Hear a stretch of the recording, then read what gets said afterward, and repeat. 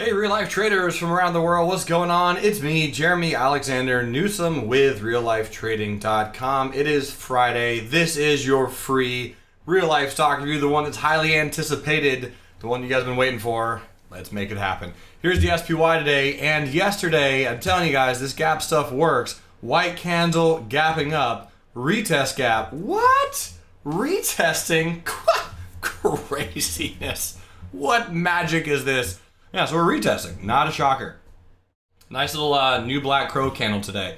So again, I mentioned pretty much Wednesday that I would like to see if we can pull back into that 214.60 area. Might not make it quite that far, of course, but somewhere in this general region, I'll be looking for a bounce on the SPY just to see what happens. The Qs, exact same thing. White candle gapping up. This is a previous very, very strong resistance.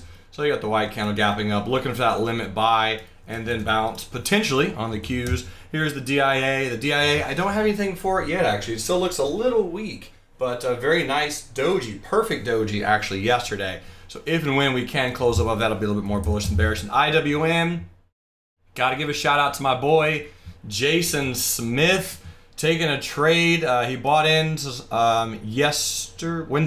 Wednesday on the hourly time frame. Let's go in here to the hourly chart. And I was like, hey, Jason, let's see some analysis on the IWM, and here's his analysis. He was like, man, looks like a little bit of a channel. I'll buy the breakout. My stop will be right here. My target will be right here. And I was like, good grief, that looks great.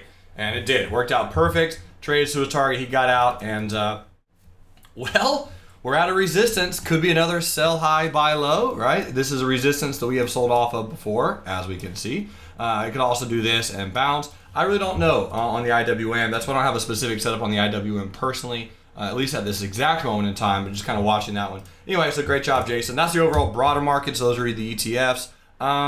Let's get started. So, by request, here's Home Depot, ticker symbol HD. And Home Depot, I'm going to come out here to a weekly chart, and this is what we got on it on a weekly time frame. I'm going to pull up a long-term moving average chart. This is a good old just long-term buy and hold blue chip, good old American company, dividend payer, just trading more bullish than bearish. You can see we're clearly making higher highs and higher lows.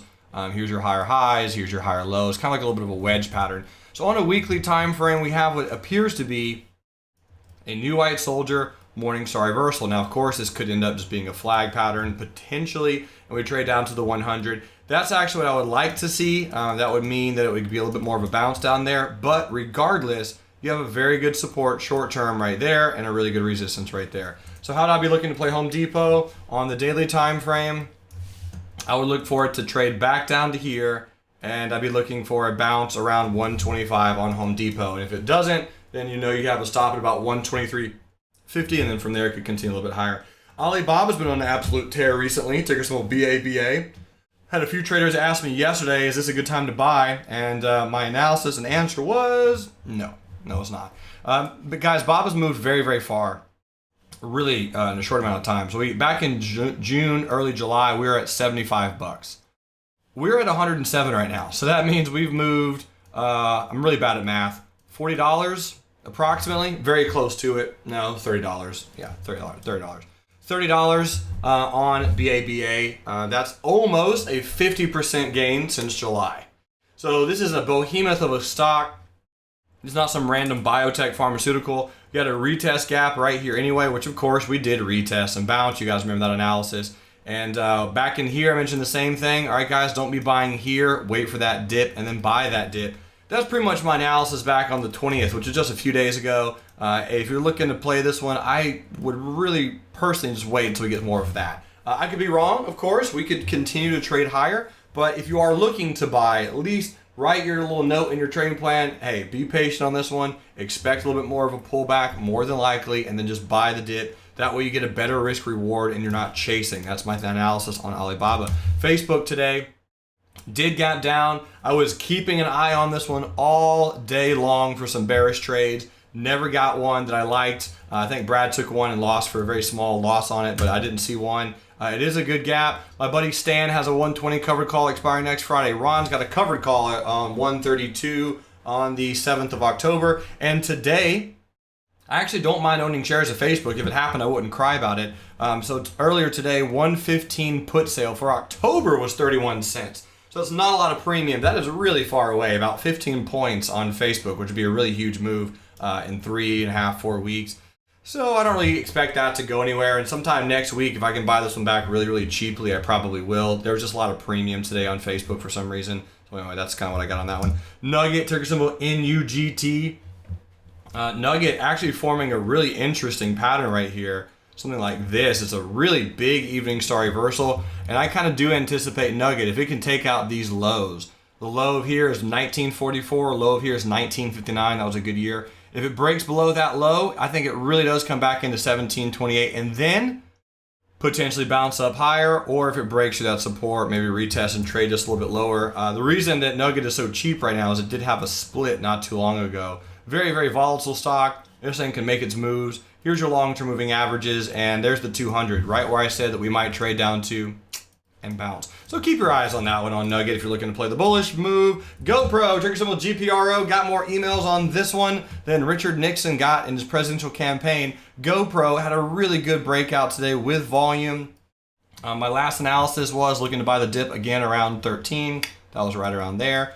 So there was the breakout, there was the dip into 13, and there was the bounce. A few traders did play that. So this is really the breakout and the move from the new Karma drone. So my thought on GoPro is this. I got to give a shout out first to Matt, who made 3 Rs on his swing trade in less than 72 hours. Yep, that's the same Matt who just made 14 Rs on SRPT the other day. I'm telling you guys, this personal coaching stuff can pay off. Melanie, Melanie, so good. She made some really solid gains on GoPro as well. I had a 4R day yesterday in day trading. So Melanie, fantastic stuff. So here's the deal. GoPro did in fact close above my trigger of 1651. We got 3 bullish candles in a row. If you're in, awesome. If you're not in, my thought would be if this could pull back and do a limit buy into 1651 or somewhere right around there, that could give us an opportunity to buy the dip a little bit.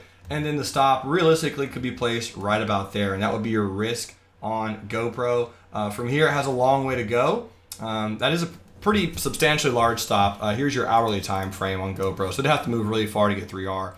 But if it does pull back, which I would like to see it do Monday, Tuesday, we could always, depending on what the market looks like, have your stop here or here somewhere. But anyway, I'm looking for GoPro to do a limit buy, $18 October calls if and when GoPro does pull back a little bit. That's my analysis on it. Ticker symbol WLL for Brian.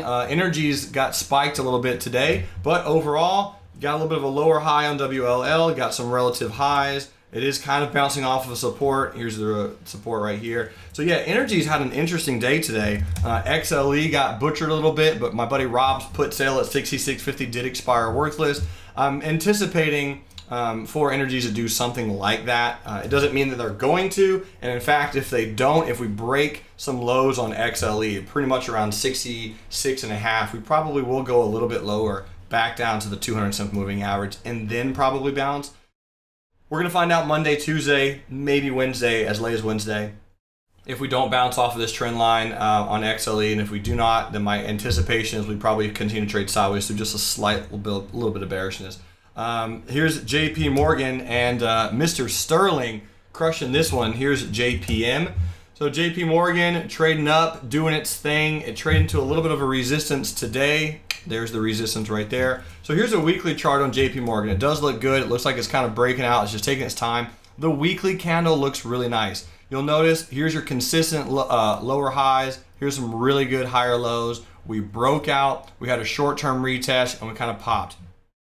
Realistically, the only other thing that could happen potentially is a longer-term retest and then a bounce. So it depends on your time frame for JP Morgan, how long you're being in this trade. But overall, on a weekly chart, it looks good. I would probably have a stop somewhere around 65.33, potentially on a medium-term trade, long-term trade. I would say like a year or two or more, $63 stop. And if you're in there for like a money-making swing trade, you got to pay your light bill or something like that. Swing trade stop could probably be around 66 and some change on JP Morgan. Ladies and gentlemen, Twitter today. What? Twitter, huge move today. Good night. And Linderman, my buddy Justin Linderman in Chicago always makes fun of me because I'm always bearish on Twitter. And just recently, the last few weeks, I've been like, guys, I don't know, Twitter might bounce here. And Linderman's like, really, Newsom? You're saying Twitter's going to bounce? I was like, yeah, pretty much. So my wave count was a 1, 2, 3, 4, 5, A, B, C. That was my wave count. I know that looks too good to be true, but so I'm going to go ahead and pull up a chart. The C wave mathematically on Elliott Wave just has to make a lower low. That's the only thing that it has to do. So when Twitter was doing that, my thought process was, all right, guys, we're on the 200 something moving average. We really could bounce here. I don't know if we are or are not, but it appears to me that we likely will. So here's the Twitter wave count, 1, 2, 3, 4, 5. And I think I posted down here the ABC.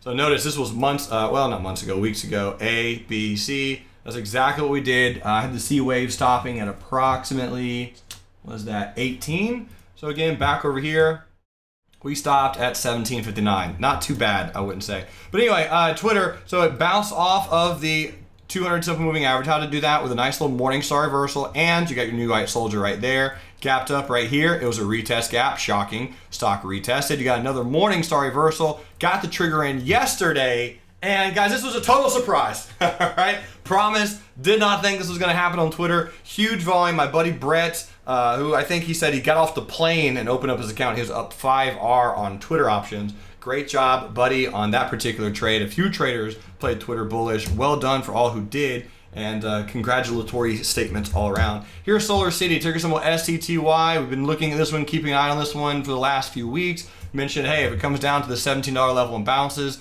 really the strategy is a buy low, sell high. So far, so good. Doesn't look like anything's changed on it. Made a little bit of a higher high and a higher low today.